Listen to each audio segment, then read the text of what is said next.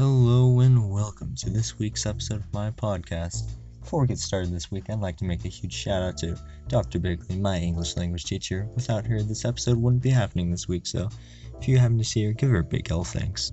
This week we will be discussing a few philosophers, namely Jean-Jacques Rousseau, John Locke, and Mary Wollstonecraft, to see how they influenced the Declaration of Independence, specifically regarding the question, what are natural rights? For this week, I chose the question, what are natural rights? Because we see a huge emphasis on natural and fundamental rights in the writings of our philosophers, the founding documents of America, and within the laws that we still use to this day.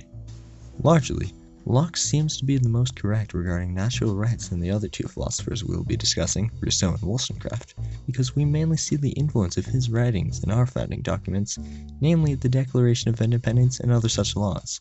Now, Locke lays out the idea that the fundamental rights consist of life, liberty, and property, with much emphasis on property. Rousseau seems to be the second most influential, writing about the equality of every man and how everyone is born good. Finally, Wollstonecraft claimed that everyone is equal. She advocated for women's rights to education. Her main point surrounded the duties everyone has specific to their own gender, and how everyone is equal. Namely, women have domestic duties regarding raising children, and men must work to support their families. In the Declaration of Independence, however, we only see men talked about.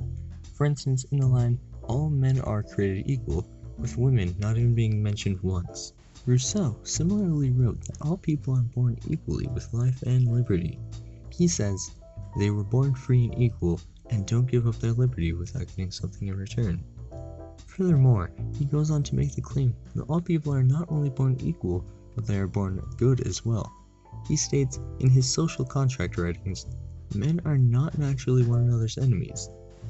We can see the influence he had on the writers of the Declaration of Independence in the famous phrase, we hold these truths to be self-evident, that all men are created equal, with equality being a huge emphasis on both his writings and on the founding documents of America.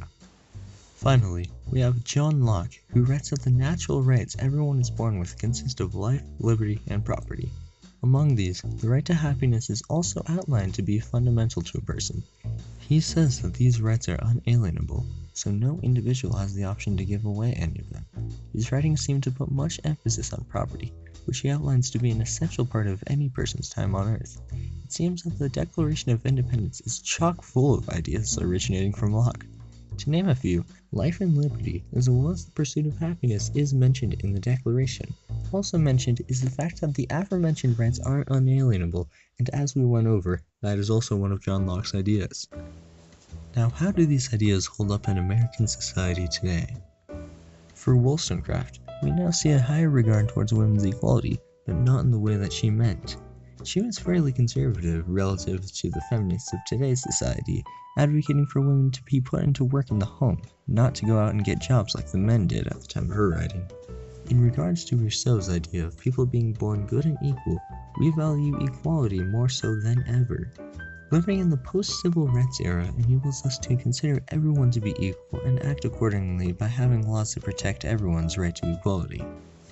John Locke's ideas are present in American society just as much as they were during the time of the writing of the Declaration of Independence, if not more so.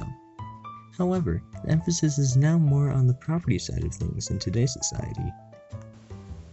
There are huge protections for people's property and possessions.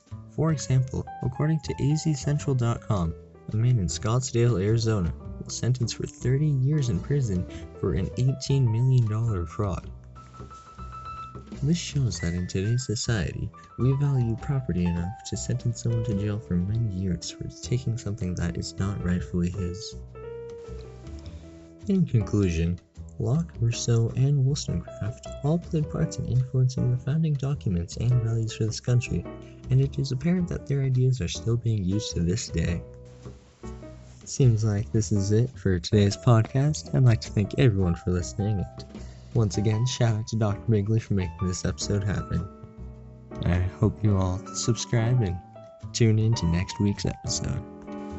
If you'd like to show support to this weekly podcast, I recommend you hit that subscribe button and then click on that bell. Thanks, and I'll see you all next week.